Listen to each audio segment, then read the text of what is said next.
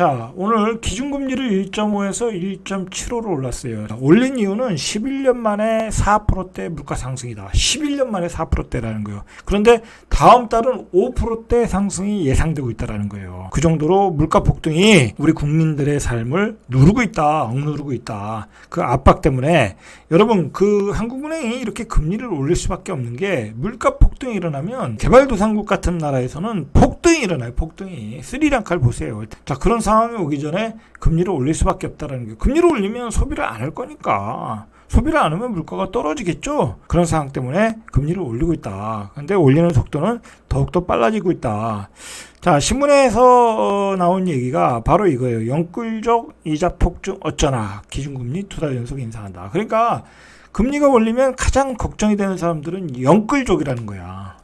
그럴 수밖에 없죠. 풀베팅한 사람들이니까. 주담보, 그 다음에 신용대출 다 끌어서 산 분들이. 이 영끌족이라는 것은 보통 80에서 90%를 대출받은 사람들이야. 그러니까 그 이자 부담이 얼마나 심하겠냐고. 자, 지금 예상되는 그 주담보 금리가 7%대, 그리고 마통은 6%대. 그게 연말 정도로 우리가 예상을 했어요. 연말 정도로. 한 저번 달 정도만 해도. 자, 근데 그게 바로 임박했다라는 거야. 주담대가 7%대. 여러분, 주담대 7% 되면 장난 아니에요. 문제는 대출 이자도 늘고 집값은 떨어지고 있잖아요. 그 영끌에서 집 사신 분들은 깡통이 돼버리는 거야. 내가 내 돈 10%가 다 날아가는 거예요. 거기서 30% 빠지면 나는 마이너스 20%가 되는 거야. 문제는 뭐냐면 이 물가 폭등이 지금 우리가 가장 많이 쓰는 전기요금은 올리지도 않았어. 그러면 물가 인상률은 더 올라가고 금리 인상 속도는 더 빨라질 수밖에 없다. 문제는 금리가 여기서 또 오른다는 게 문제죠. 추가 인상을 한다는 거야. 1년 전 대비 이자 부담이 50% 늘어나고 있다. 여러분, 상황이 이런데 누가 집을 사겠습니까? 안 산다. 금리가 올라가면 집값도 올라간다. 다 새빨간 거짓말이라는 거예요. 전문가들 얘기하는 거. 다 거짓말이에요. 말도 안 되는 소리예요. 자, 문제는 전세자금 대출 금리도 올라가고 있다. 이미 전세자금 대출 금리가 최고 5%를 넘었어요. 요즘 전세 시장에서 어떤 현상이냐면 이 금리가 이제 옛날에 2.5% 받다가 지금 거의 5%가 됐잖아요. 지금 고가의 집들이 전세가 나가질 않고 있어요. 다 대출 받아서 들어야 되는데 이제 그 이자가 부담될 수밖에 없죠. 자, 그래서 전세 시장에서 무슨 현상이 나오고 있냐면 아파트에서 빌라의 주거지로 바꾸고 있어요. 뭐 강남, 송파, 서초 뭐 그런 그 학군이 우수한 지역에서 그 지역에 살아야 되니까 아파트에서 빌라로 옮겨가고 있더라. 뭐 빌라는 안 올라가겠습니까? 그럼 빌라 사는 사람들은 또 외곽으로 나가야 되겠죠. 자, 그리고 전세에서 월세로 바뀌고 있어요. 너무나 이제 금리가 올라가고 그 은행에서 대출 받는 것보다는 월세를 내는 게 더 싸더라는 거야. 월세는 3%대 금리인데 은행은 5%대 금리. 도심에서 경기도 외곽으로 밀려나가고 있다. 지금 상황이 그런 상황이라는 거예요. 그러니까 경기는 침체하고 있고 물가는 올라가고 이 전형적인 스태그플레이션이라는 거야. 자, 여러분, 스태그플레이션에는 자산 가치가 떨어지는 거예요. 자산의 가격이 떨어지는 거예요. 이미 미국도 스태그플레이션에 들어갔고 미국은 버블이 빠지는 중이에요. 버블이. 지금 우리도 그런 와중에 있는 거예요, 지금. 자, 우리가 그걸 인식해야 돼. 지금은 그동안 그 초저금리 유동성으로 과도하게 커졌던 그 버블이 깨지는 중이야. 큰 흐름으로 보면. 왜 강남에 가서 그 어마어마한 신고가에 집을 사고 있냐고. 버블 구간에 왜 집을 사고 있냐고. 이해할 수가 없다. 오직하면 그 전세 살다가 월세 살고 빌라 외곽으로 가겠어요. 감당할 수 없는 수준에 와 있다라는 거야, 지금. 응? 금리와 이자가. 자, 그래서 이 부동산 시장에 이미 이 커지는 이자 부담에 그 이자 부담을 감당할 수 없는 지역들이 있겠죠. 뭐 강남은 돈 많은 사람들 가서 사니까 신고가가 나오는 거잖아요.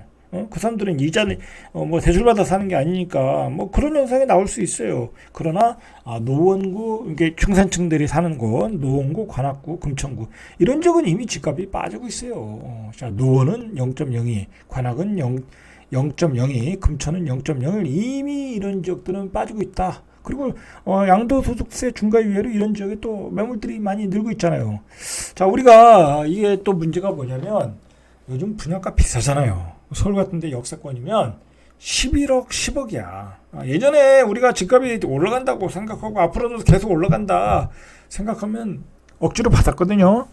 그리고 금리가 싸니까 받은 거지. 이자가 이제 만만치 않잖아요. 그죠? 그거 뭐 자기 계약금하고 잔금 정도 조금 가지고 집을 사는 거잖아요. 그죠? 나머지는 다 대출 받아 살라고 하는 건데, 자, 이렇게 되면 이제 서울의 웬만한 지역, 경기 뭐 분양가 상한제가 적용되지 않는 지역은 거의 다 청약 미분양이야. 미계약이고. 이제 그렇게 보셔야 돼요. 지금 그리고 조만간에 분양가 상한제도 조정을 한다고 그러잖아요. 그럼 분양가가 올라갈 거란 말이에요. 자, 그러면 결국은 미분양 청약 포기하는 미분양 주택이 쏟아져 나온다. 제가 이 얘기를 몇 개월 전에 이미 얘기했어요. 이런 현상이 나타날 것이다. 그게 그 당시 얘기하기는 쉽지 않았어요. 여러분 이제 새 아파트 이제 골라서 살 수 있어. 골라서. 자, 이제 내년 정도 되면 이제 강남도 미분양이야. 이제 그렇게 생각하셔야 돼. 여러분 일반 서민들이 집값도 오른다는 희망이 없는데 그 이자를 몇 천만 원, 몇 억씩 낸다고 해서 살 사람이 별로 없다니까요. 자, 두고 보세요. 자, 지금은 굉장히 그 복합적으로 아주 어려운 상황이에요. 이미 아파트 가격은 고점이야. 사이클상 고점이잖아요, 지금. 누가 말해도 고점이야. 우리가 감당할 수 없는 가격까지 왔어요. 그 PIR 지수라는 게 있잖아요. 우리 소득 대비 어떤 집값, 몇 년을 하나도 안 쓰고 벌어서 집을 살 수 있냐. 그게 아마 17년이 나왔을 거예요. 17배가 나왔을 거예요. 이미 가격은 고점이고, 인플레이션으로 인한 빅스텝, 금리의 폭등 시기야. 거기다가 또 원자재는 폭등해서 웬만한 그 영세업체들 있죠. 지금 다 도산해서 야밤도주한다는 거예요. 내가 수주는 뭐 예를 들어서 1,000원에 해놨는데 원자재가 폭등했네. 2,000원이 돼버린 거야. 원가가 1,500원, 2,000원이 된 거야. 그러니까 어떻게 하겠어요? 그냥 도망가야지. 지금 이건 스태그플레이션을 가고 있는 상황. 이 상황에서 어떻게 집값이 올라가겠냐고. 이미 고수들, 진짜 고수들은 이미 작년부터 집 다 물량 줄이고 있어요. 철모르는 주린이들, 철모르는 영끌 세대들이 그 선동가들에 속아서 지금 또 집을 사야 되는 게 아니냐 그러고 있는 상황이죠. 지금은 다주택자들은 물건을 줄여야 될 상황이라는 거죠. 결국 이제 금리가 올라가고 전세 대출에 대한 부담 때문에 전세가 매물이 많이 나올 수 있어요. 왜냐면 이제 뭐 월세를 사든지 이제 비싼 전세는 안 들어간다는 거지. 그러면 기존에 비싼 전세 살고 있는 사람들은 돈을 빼줘야 되잖아요. 근데 손님이 없네? 역전세가 나겠죠? 자, 그러면 또 이제 집 팔아야 되겠네. 매물들이 쏟아져 나오는 거야. 그리고 지금 이미 투자 심리는 이제 이미 죽었어. 이 상황에서 누가 집을 사겠어요? 집을 안 산다. 그 거래량을 보면 알잖아요. 그죠? 심지어 이제 미분양 청약도 포기하기 때문에 미분양도 나와. 그리고 기존의 분양권은 이제 입주 시기에 잔금을 치러야 되니까 분양권 마피 현상이 나올 것이고, 이미 이제 대구 같은 시장을 보면 우리가 알 수 있잖아요. 이제 마피도 나올 것이다. 자, 역전세 나오고 매매가가 하락하고 청약도 포기하고 분양권도 마피해. 자, 집값이 이렇게 되면 폭락할 수밖에 없겠죠. 조심하셔야 돼요. 조심하셔야. 이 정도가 저점이다라고 함부로 들어가시면 안 돼. 지금은 아무리 제가 저는 이렇게 폭락론자를 이야기했던 사람이 아니잖아요. 그죠? 저는 꾸준하게 상승론을 얘기했어요. 근데 최근의 상황은 아무리 봐도 이게 너무나 어떤 금융위기에 준하는 상황이에요. 자, 미국은 계속해서 지금 빅스텝을 해야 돼요. 여기는 사실은 미국은 빅스텝이 아니라 자이언트 스텝을 해야 돼요. 그러나 미국 증시가 너무 폭락을 하고 있으니까 걔네들도 연착륙을 해야 되거든. 근데 지금 연착륙을 해야 되는데 만약에 자이언트 스텝 했다간 경착륙이 돼버려서 어떤 미국의 버블이 붕괴가 되고 미국의 경제가 흔들리니까 그나마 빅스텝으로 가고 있는 거예요. 자, 앞으로 금리는 미국도 한 2번 정도 올리면 1%를 더 올리고 우리는 한 2.5%로 가야 돼. 그러면 연말 되면 이제 8%, 9%대가 되는 거야. 주담보금리가. 조심해야 되겠죠? 자, 이런 상황이다.